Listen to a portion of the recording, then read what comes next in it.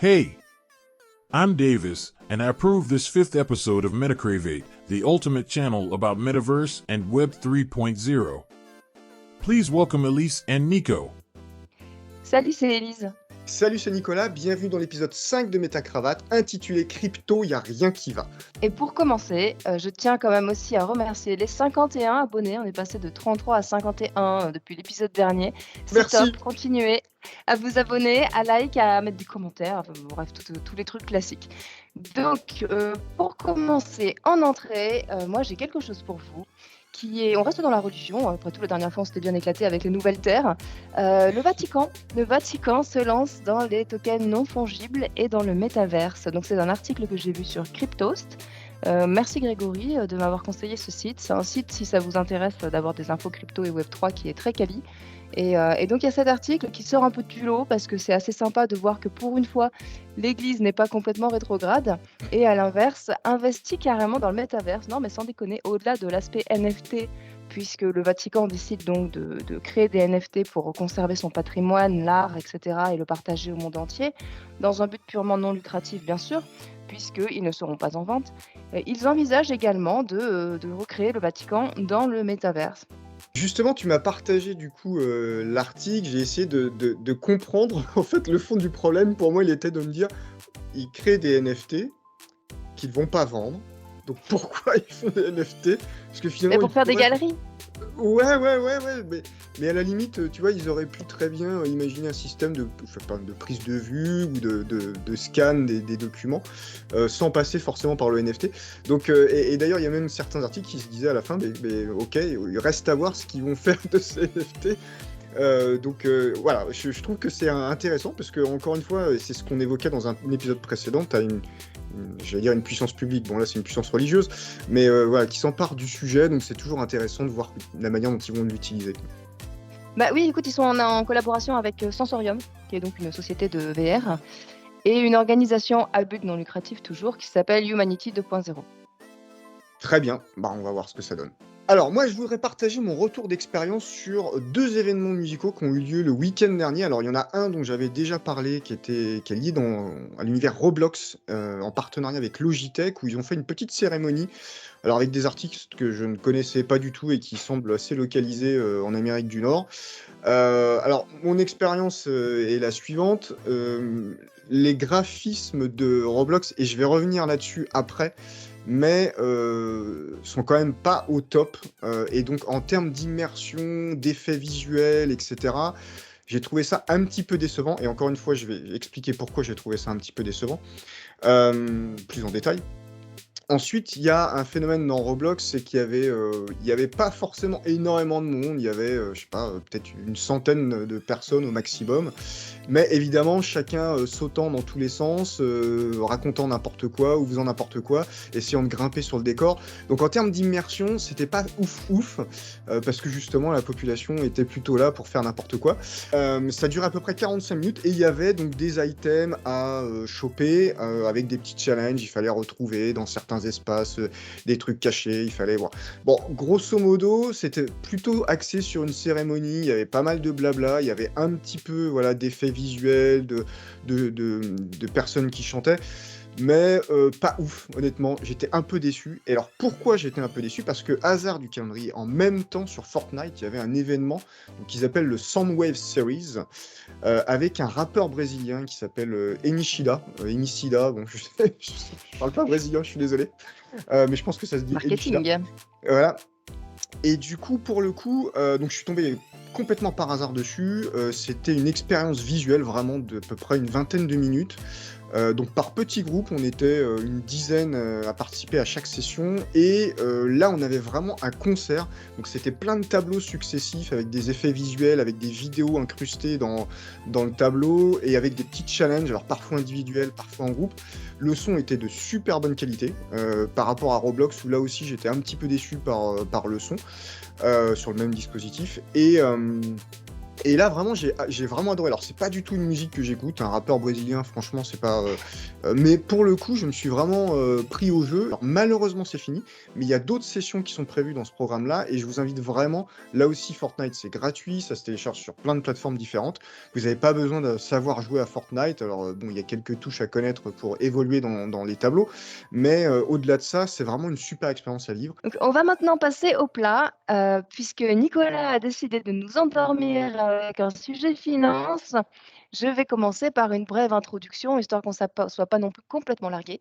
Donc, ce qu'on appelle la DeFi, la Decentralized Finance, qu'est-ce que c'est? C'est là-dessus que reposent un peu toutes les transactions de la blockchain. C'est le principe que contrairement à la Centralized Finance, donc celle que l'on connaît nous, avec les banques, le banquier, Swift, etc., on a la Decentralized Finance qui, elle, va permettre une interaction directe entre les 2 utilisateurs sans avoir de société au milieu. Vous retirez complètement tout ce qui est in the middle et vous avez donc, moi, par exemple, je dois faire un virement à Nico. Je Oui, lui s'il fais le te plaît. virement. Il le reçoit instantanément et vous allez me dire quelle est la différence avec le virement instantané, mais il y en a une parce que le virement instantané, en fait, ce n'est pas du tout de l'instantané. Il le reçoit immédiatement, vous êtes immédiatement débité, sauf qu'au moment où l'opération va être réellement validée, et ce n'est pas immédiat, si jamais vous n'avez pas les fonds sur votre compte, lui, il va se voir retirer la somme qu'il croyait que vous lui aviez donnée et vous allez vous la trouver recréditée puisque vous ne pouvez pas être à découvert. Donc là, on parle d'une véritable vérification, c'est indubitable. C'est au lieu donc de vous êtes au restaurant, au lieu d'appeler votre banque pour dire voilà, j'ai besoin de faire un virement, est-ce que c'est bon, est-ce que c'est pas bon, rappelez-moi. Vous allez voir un inconnu à la table d'à côté, vous lui dites regarde, qu'est-ce que tu en penses? Est-ce que j'ai l'argent sur le compte? Il va dire ah oui, c'est bon. Et hop, c'est validé. Nico reçoit l'argent, ça a été validé instantanément par quelqu'un que vous ne connaissez pas, mais qui se finance comme ça. Mais de confiance. Quelqu'un qu'on ne connaît pas, mais qui est de confiance. C'est à toi de nous le dire. En fait, je voulais déjà en parler dans l'épisode C'est vrai. précédent, mais J'ai voilà, résisté longtemps, mais là, je pouvais plus là. la rédaction fait des choix, qu'est-ce que vous voulez? J'y peux rien, quoi. Finalement, j'ai eu gain de cause. Donc je vais vous parler d'un texte que je trouve, super intéressant qui est publié sur le site de la Banque centrale européenne et donc c'est, le texte d'un discours qui a été, prononcé par Fabio Panetta, donc à l'université de Colombie et donc il est membre du comité exécutif, de la Banque centrale européenne et donc il décrit, pour lui ce qu'est la crypto, quel est l'état actuel, un constat en fait, sur la crypto, les risques associés et ce qu'il propose. Donc je vais pas à vous lire le texte, je vous mettrai le lien dans les commentaires, vous pourrez le lire vous-même. Je vais juste prendre quelques extraits qui m'ont semblé, assez pertinents. Donc il commence, en expliquant que, enfin il fait une comparaison entre la crypto et le Far West, en expliquant que, c'est encore aujourd'hui, la crypto-monnaie, un environnement qui est absolument pas régulé et où beaucoup de gens font tout et n'importe quoi. Et malgré tout, ça fait quand même 15 ans que le concept est né, et qu'il s'est développé, donc on n'est pas non plus à une technologie qui vient de sortir il y a 1 an ou 2 sur laquelle il faudrait se poser des questions. C'est quelque chose qui est quand même maintenant bien établi. Il dit qu'il y a quand même un tiers des cryptos, qui ont été créés, qui ont disparu. Donc là aussi, il y a quand même un risque pour l'investisseur ou pour les personnes qui se lancent dans la crypto, bah, de pas faire le bon choix. Alors il y a des grandes cryptos bien établies, le Bitcoin, l'Ethereum et cetera. Par contre, il y en a plein, il y en a plus de 10 000 aujourd'hui Mmh. en circulation. C'est super compliqué de s'y retrouver et pour le coup, il y en a beaucoup qui disparaissent. Ce qui me plaît beaucoup dans cet article, c'est qu'à chaque fois qu'il y a ou quasiment à chaque fois qu'il y a un argument qui est évoqué, il y a une note qui permet d'avoir une référence, factuelle par rapport aux données évoquées. Donc c'est des rapports, voilà, c'est des institutions externes qui donnent des analyses et cetera. Donc ça, je trouve ça vraiment bien pour construire un peu l'argumentaire.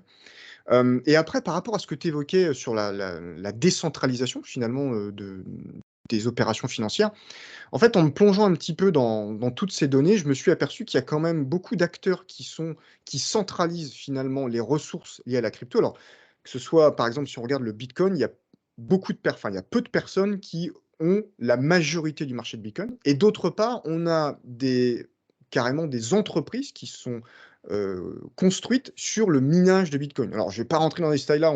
On aura probablement l'occasion de reparler de ce que c'est le minage, etc., etc. Mais en gros, c'est le mécanisme nécessaire pour créer de la crypto. Et en ce sens, on voit qu'il y a quand même des grandes entreprises, ou en tout cas des gros acteurs qui ont développé toute une ingénierie autour du minage, ce qui fait que là aussi, on a une espèce de centralisation sous-jacente d'individus qui sont capables de faire du minage, donc de créer du Bitcoin, et au-delà de ça, qui sont capables aussi de valider des transactions. Et donc finalement, sur certaines cryptos, parce que là aussi, chaque crypto va avoir une façon de procéder qui est un peu différente, mais on peut aussi se poser la question si finalement on n'est pas en train de revenir un peu en arrière par rapport à la philosophie initiale de la blockchain et de la crypto-monnaie, à avoir des acteurs qui non seulement centralisent donc les cryptos, la monnaie, et d'autres acteurs qui centralisent les opérations. Et finalement, nous, au milieu, on va devoir financer ces opérations, cette validation d'opérations à travers des fees, donc des royalties qu'on va payer à chaque transaction ou qu'on va payer aussi pour rémunérer ces personnes qui font du minage de Bitcoin. Ils demandent à ce que ce soit, enfin en tout cas l'usage de la crypto soit fait selon les mêmes standards que tous les autres instruments financiers. Donc là, il faut voir ce qu'il entend par standard, je vous laisserai lire l'article. Il propose une taxation, donc là, tout le monde va crier: «Oh mon Dieu, une taxation, ça y est, on nous enlève tout l'intérêt de la crypto». Mais moi, je suis très content d'avoir des routes, des hôpitaux, des écoles, de pouvoir financer, voilà, des soins. Donc enfin, taxer de la crypto, ça me paraît pas déraisonnable. Il faut voir dans quelle mesure, il faut voir de quelle manière. Et puis enfin, il y a aussi, et là, moi, ça m'intéresse beaucoup plus à titre individuel, une notion de recommandation, de reporting autour des instruments liés à la crypto. Parce qu'aujourd'hui, comme je l'ai évoqué, il y a plus de 10 000 cryptos disponibles. J'ai aucune idée de la volatilité, des personnes qui sont derrière, des risques que je peux prendre en investissant. Et donc, ça serait intéressant qu'on puisse avoir, comme quand vous allez dans une banque et que vous souscrivez une assurance vie ou n'importe quel autre instrument financier, vous avez toujours une petite fiche, donc en France qui est validée par l'AMF, et qui vous explique le niveau de risque sur une échelle de 1 à 7, combien de temps il faut garder cet instrument pour maximiser la plus-value, etc., etc. On n'a pas ça sur les cryptos, donc on fait confiance ou pas à des individus sans trop savoir forcément derrière ce qu'il y a. Donc là, ça c'est problématique quand même pour l'évolution et le développement de la crypto. Je suggère que l'on passe au dessert. Donc, de mon côté, alors vous rappelez probablement que j'avais, évoqué le fait que DC, avait, lancé un NFT, un Batcall, donc le masque de Batman, en édition limitée que vous pouviez précommander avec un rendu aléatoire en termes de matière, de fond, de luminosité et cetera. Vous aviez un casque de Batman, mais vous ne saviez pas lequel vous auriez. Eh bien, C'est un peu comme dans les Kinder en fait. Tu oui, ouvres ta oui, c'est surprise et tu ça, oui, sais pas sans ce les qu'il y a dedans. maladies, oui, c'est ça. Bon, j'en ai acheté un pour la science.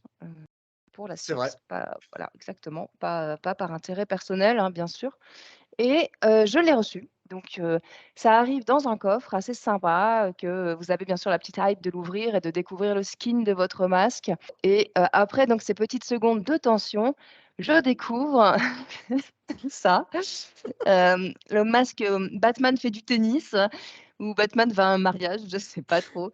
Donc je suis super contente, de mon achat et de me dire que, il est compatible avec enfin, il sera compatible selon la roadmap avec les métavers et que donc le jour où j'aurai un avatar dans le métavers, je pourrai ne pas le porter.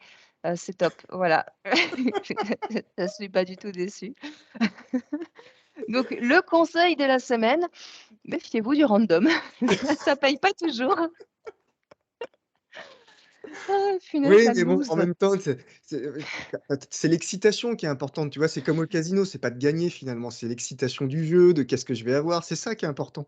Ouais, mais si tu veux, quand la roulette tourne au casino, au moment où elle s'arrête, tu vas quand même avoir le côté, «Waouh, trop bien» et le côté: «Ah putain, j'ai fait une connerie». Ça fonctionne aussi avec les NFT. Voilà.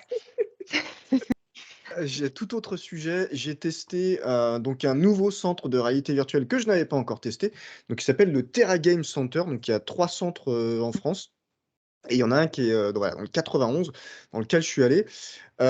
Et pour le coup, alors des expériences, de réalité virtuelle, j'en ai vécu un petit paquet. On peut tous en vivre un petit paquet assez facilement. Il suffit d'avoir un casque à la maison ou alors de se rendre chez un copain qui en a un. Donc ça, c'est pas trop le sujet. Ils proposent ça, hein, ils proposent ça. Donc je vous partagerai quelques photos que j'ai prises. Il y a plein de bornes et vous avez votre propre borne. Vous mettez un casque de réalité virtuelle et puis vous pouvez jouer à, je sais pas, il y a une dizaine de jeux disponibles. C'est pas ce qui est le plus intéressant dans ce centre-là, en toute objectivité. Par contre, ils ont développé un scénario dans lequel on est libre de bouger, dans un vrai décor. Le décor virtuel est calqué sur un décor réel, ce qui fait que quand vous ouvrez une porte, il y a réellement une porte physique derrière.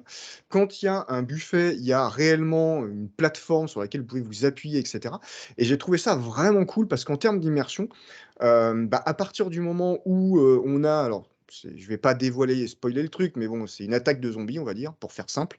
À partir du moment où on a des zombies qui Ça commencent à alors. arriver et qu'on va pouvoir se planquer derrière un meuble, et puis le sentir physiquement, je trouve que ça participe vachement finalement, à cette immersion. Alors en attendant tout ce qui va être combinaison haptique et sensations un peu plus fortes, bah, c'est un très, très bon intermédiaire d'avoir physiquement finalement le décor. Il y a même des objets activés et cetera et on les sent physiquement au bout de nos mains. Donc voilà, donc très bonne expérience que je vous recommande. C'est une expérience qui dure à peu près une demi heure.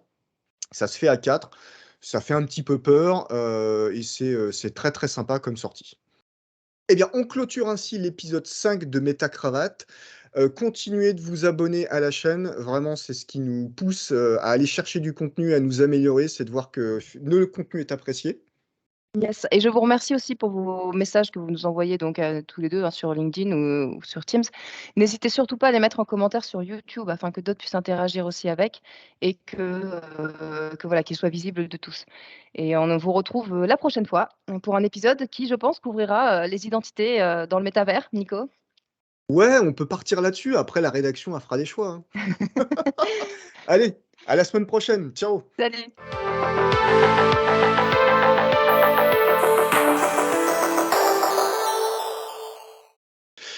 Donc voilà, donc ça c'est pour, la constatation. Je sais pas si tu partages un petit peu ce que lui, note, dans son discours? Ah non, mais moi j'ai rien compris. Et là, je hoche la tête, tu vois, depuis tout à l'heure, mais je suis larguée. En revanche